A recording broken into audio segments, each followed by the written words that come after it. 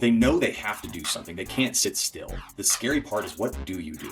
Imagine, for instance, we're back to when there were no cars, right? Can you imagine a Lamborghini pulls up right outside your office and they're like, hey, you need to ride in this right now or you're going to die.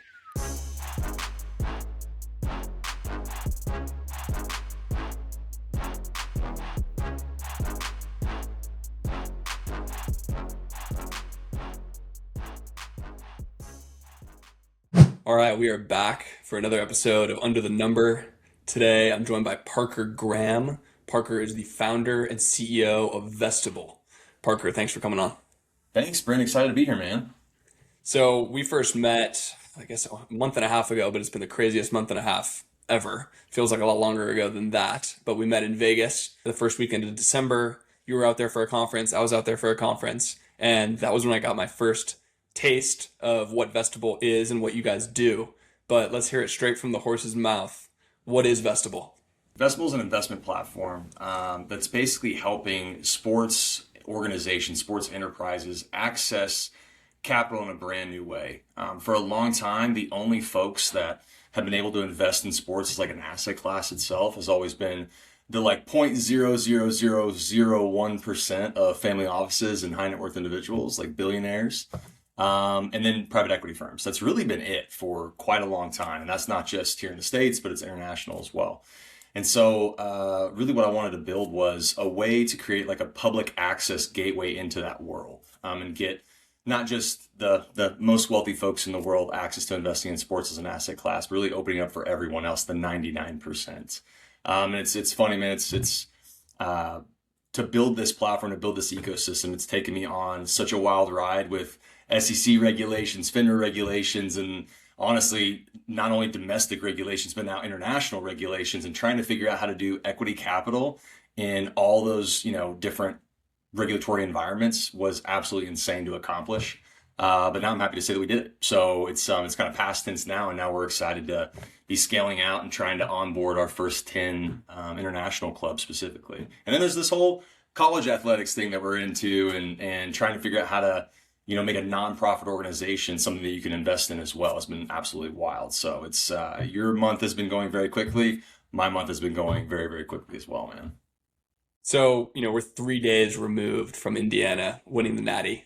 Yeah. So much talk around NIL and transfer portal and the different personnel that ended up on those two rosters and how they got there. It's been the craziest whirlwind of 4 years when it comes to the changes in that landscape broadly, which is roughly in line with when you started the company. So let's start first. I know that there are international soccer clubs that you guys are involved with now at the professional level as well, but drill in on how this model works with a collegiate team or an athletic department at the NCAA level.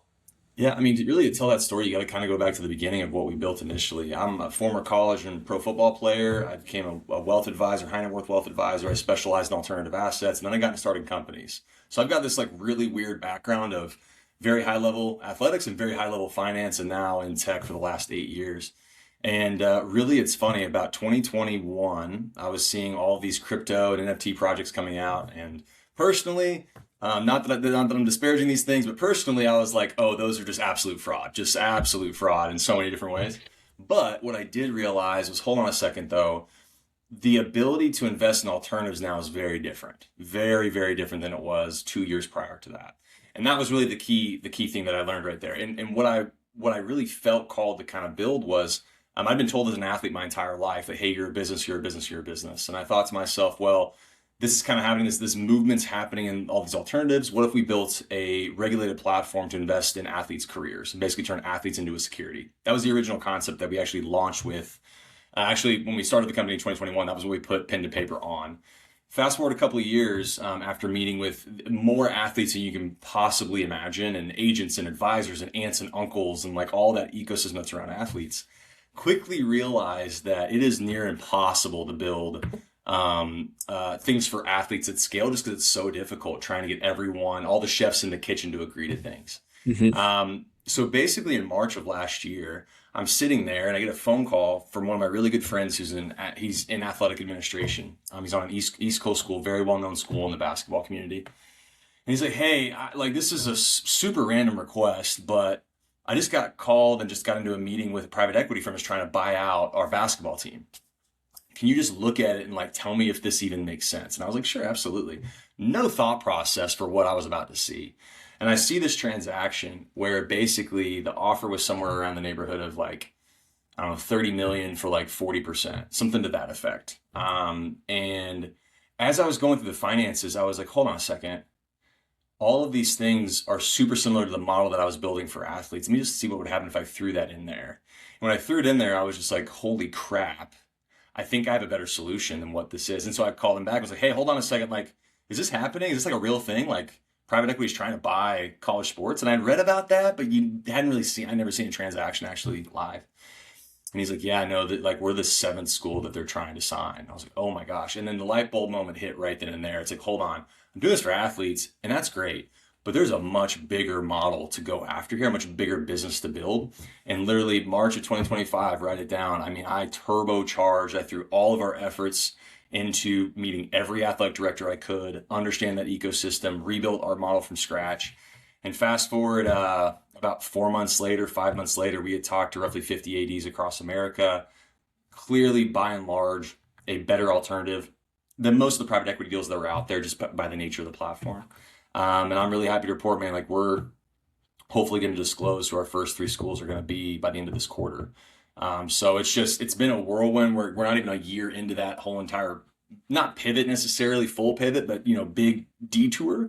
And I think as long as things go our way or fall our way and we keep doing things we're supposed to, we'll have some college athletic departments trading on our platform, which is just insane to say out loud, and giving access to not just a private equity firm, but the everyday fan of Indiana, the everyday fan of, Miami, and everybody in between. I think you've probably seen with college athletics, we're in a very special time right now where the Indianas of the world can go 16-0 and win a national championship. I mean, when in the world would anyone have ever picked that? They're the worst team in college football history, which is kudos to Kurt Cignetti. I mean, it's crazy to see what they've done. But it's this overall shift. It's just all money's pouring in, parity's occurring, and it's created amazing opportunities for folks like us to step in and provide value. So I want you to break down the model because it's unique in that it's not exactly an equity ownership model. It's also not, a loan. There are very specific elements to the way that you structure it that I think arguably make it pretty clean and understandable for that everyday person who wants to get that level of exposure to the sports ecosystem that they haven't been able to before. Yeah. Quickly, though, it was pretty cool to be sitting with you at dinner in Vegas that weekend because that was when it was announced that Otro Capital did that $500 million deal. Am I directionally correct on that? Yep. So it's publicly announced that it was a $500 million deal. I still don't know how that math works out, so we just got to go with what's reported. This was for University of Utah. Yeah, Utah. Yeah, which is just, again, not a Big Ten franchise, a Big 12 franchise. I played in the Big 12, not disparaging the Big 12, not disparaging Utah, but very, very rich deal, which then would tell you that Otro group probably owns a very large portion of Utah post that transaction. And I'm sure we'll see more about it if it gets approved by the Board of Trustees, which is supposed to be pretty soon. But yeah, man, literally, I'm at an athletic director conference. Right. That drops at like 7 a.m. I have my first meeting, and it's just like, I don't even know what to say right now. All I want to do is just go analyze this transaction so deeply. But what it definitely did was that deal, obviously, since then, Michigan State's had a transaction with one of their alumni, $100 million for 11%. The Big 12 had a transaction as well with Cass, which is Redbird, and Weatherford's group. Yeah, right. And it's a broader stroke around all these schools need money. They just all do. And whether you're at the top of the food chain at the Big Ten or you're in the middle of the road with Utah, it really has created a chasm where if your money's not in the right order, if you don't have a Mark Cuban to smartly fund your program or name your big donor that's kind of controlling college sports right now, you're going to be kind of left in the dust a little bit. And so the way our transactions work are actually very similar to other stuff that's out there, it's just kind of thrown together. It's an alternative asset product. So it's not an equity, like you mentioned, it's not a debt. It's actually a contract. So very similar to how MMR deals or multimedia rights deals are structured. It's a contract with a rev share element to it. What we call them are revenue-backed securities is what they're called. Those are our college ones. Our pro club model is called exit-backed securities. So they're very different, but the fundamentals are pretty similar. So for a university partner of ours, what we're doing is we're basically taking a look at their commercial revenues, what they've done in the last 5 years, what the projections are looking like for the next 5 years. And we basically do a contract with them where we say, hey, we think the value of this organization, is X. It's called 100 million. And we think we need to do a $10 million raise for 10%. Very, very simple math. In that contract, they sign over those rights to that revenue to us via that contract. So that contract now owns rights. And then on our platform, we take that contract and the rights that are attached to it, we securitize it and do an initial public offering to anyone that wants to invest into it. And then once that initial public offering is closed, those shares are now trading in our ecosystem. We have a marketplace where you're not just investing in an IPO, but you're able to trade those shares afterwards. And so from that point forward, whoever's holding those shares are getting their equal weight of that revenue every single quarter. So if Indiana were to sign over 10% of their revenue, every quarter you're getting 10% of their commercial revenue. And when I say commercial revenue, think like their for-profit stuff. So we're not touching like donations or institutional support. It's Right. just the actual dollars they're generating that goes into the bucket that's paid over to investors. And is that at the athletic department level or is that at the Yeah. program level? It's the athletic department level, so it's the whole athletic department. We Okay. had some conversations around separating it between football and basketball and trying to separate out revenue generating versus not. But at the end of the day, the money's coming from football and a smaller part of it's coming from basketball. Right. I think I remember looking at Oklahoma State, which is my alma mater, looking at theirs one year and it being like $125 million in revenue and 123 was football. So Yeah. it's like you might as well throw them all together. And in that way, it's a little bit cleaner to where you're not having to like line item out, okay, this ticket was bought for softball versus whatever. We can just throw it all together in a bucket. So you mentioned you've had dozens and dozens of conversations with Yeah. athletic directors and Yep. leaders over the last, call it 9 months. What are some of the things that you heard most repeatedly, and where is the pain being felt by those people? Because to me, I would think, and it's a little bit shocking, honestly, to see like your point about they all need money, they all could use some more financing, whether they're at the top and they're the big blue blood program, or obviously the lower tier, smaller ones. What I really have, I don't have an answer to this. I'm not well read enough to assert anything on this. But I feel like these teams in the middle, think of like a Washington State, Boise Yeah. State, Great some of these examples. programs that I grew up watching, that I love to watch. Like, how does a program like that doesn't, at least on the surface, seem to have a gigantic alumni base that's stroking Texas Tech level checks, and also they're not getting the media rights deals on the other side. So it's like, are they falling prey to some potentially predatory private equity style deals? Like what is the, if you put yourself in the shoes of the leader of that type of program, what are they saying in these conversations? Yeah, I think the interesting thing is that it's different for everyone. So kind of to your first question, like what is the gap? Like what are the problems? It's the pain point is really around they know they have to do something. I'm gonna talk as an athletic director. They know they have to do something. They can't sit still. The scary part is what do you do? Like imagine, for instance, like we're back to when there were no cars, right? Horses were like everything. Can you imagine someone pulling up, not just in a Ford Model T, but like a Lamborghini pulls up right outside your office, and they're like, "Hey, you need to ride in this right now, or you're gonna die." That's terrifying, right? And so, really, the problem is a lot less like they all know they have the issue, they all know they have the pain point. It's what do you do now? Do you go and try to generate revenue in new ways, which a lot of them have done, and a lot of them have done really well. Like there's a couple of ADs who have just absolutely crushed bringing in new revenue models, partnerships with new commercial partnerships, excuse me, with new vendors in a way that's really unique. Some of them have brought in their licensing, which they typically outsource to a big extent. They're actually bringing that back in. But unfortunately, a lot of the bigger schools are the ones that are innovating, and a lot of the middle market is kind of just still waiting and watching. Which, to your point, like the innovators typically come from the ones who don't have a whole lot. If you look at any kind of industry, it's very rarely the bigger companies that move first, right? It's usually the middle ones or the smaller ones that do. And so Yep. we've been trying to manage, okay, who are the early adopters in the space? Who are they? Where are they? And I'm very, very happy to say that we've been very fortunate to build great relationships with folks who not only feel that pain point, but like really give a crap to like solve it, right? Especially for athletic directors, man. Think about this. There's only, there's 330 D1 athletic directing jobs. you probably only want 30 of those jobs. So when you think of everyone who works in athletics across the country, that's what they're fighting for. And so if you mess up, which again, as a vendor of a brand new company, like I totally get it. If you mess up, it could cost you, your career, right?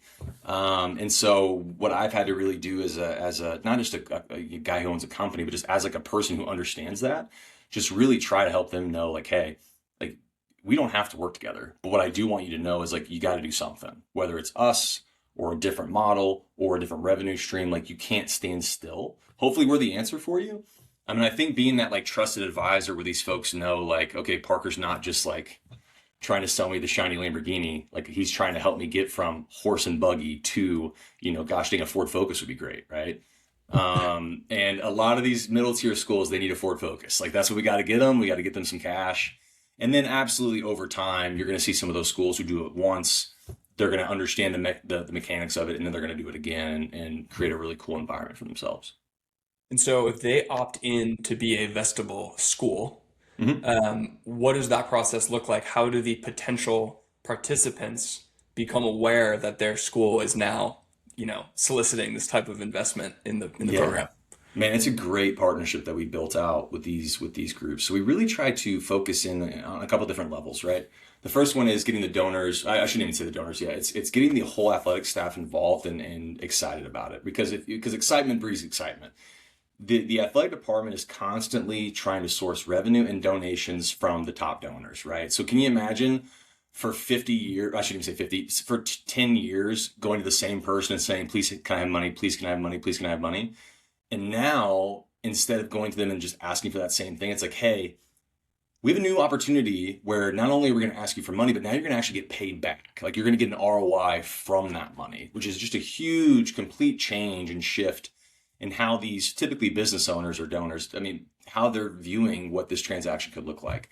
So we typically like to get the donors involved in the process and get their feedback and like help them kind of have some skin in the game of the decision making process.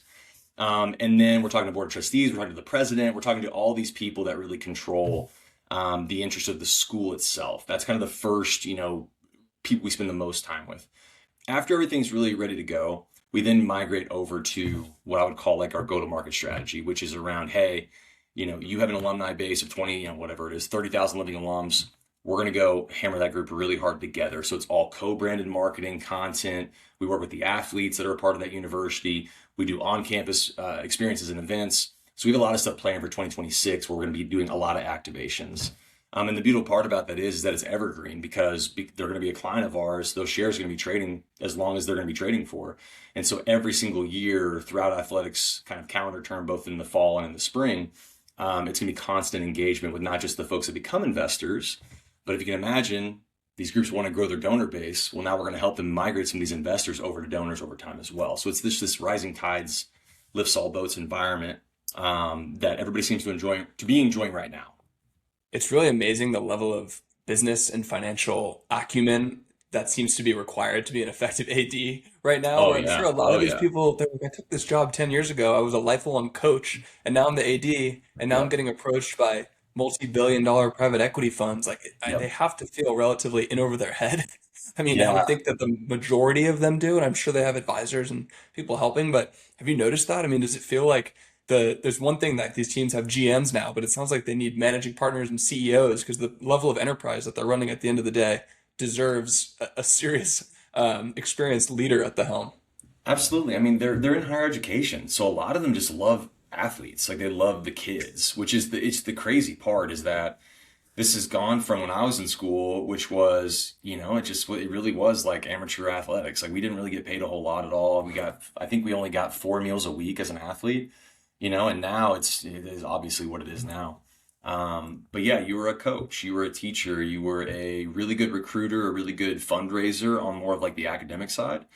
And then you got into sports and you literally probably climbed your way up a ladder for probably 15 years to even get your shot in the main job.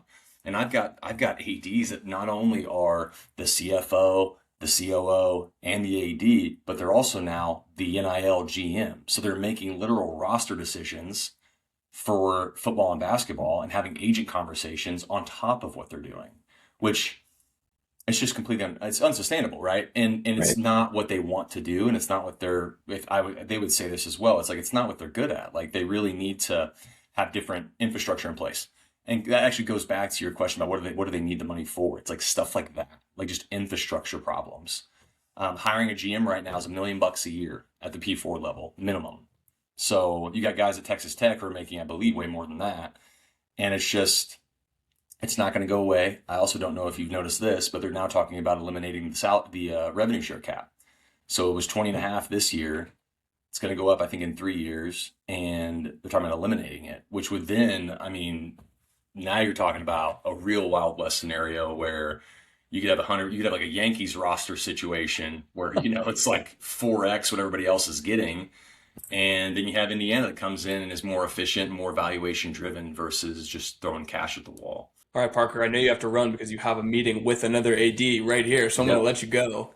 But Yep. it's been great getting to know you over the last month and a half. I love the innovative stuff you're doing. Where can people learn more or find more info on Vestible? The hope here with Under the Number is that you got a lot of decision makers in the sports economy who are squarely in our audience. So where can they find you? One, I appreciate it, Brent. You guys have done a great job and been great friends in the short time that we've known each other, and I really do appreciate it. For us, the easiest place is to find me on LinkedIn. I'm literally talking every single day about this stuff, whether it's investing driven, whether it's in the college economy or in the international economy when it comes to sports. And then obviously we have the company stuff as well. So we're building out our content arm on Instagram. So that's vestable.co is where you can find us out there. But at the end of the day, if you're interested in what's happening in sports investing as an asset class as a whole, come find me. Let's chat. Let's talk. And maybe there's something for us to build together. I love it. Thanks, Parker. Awesome, brother. Take care.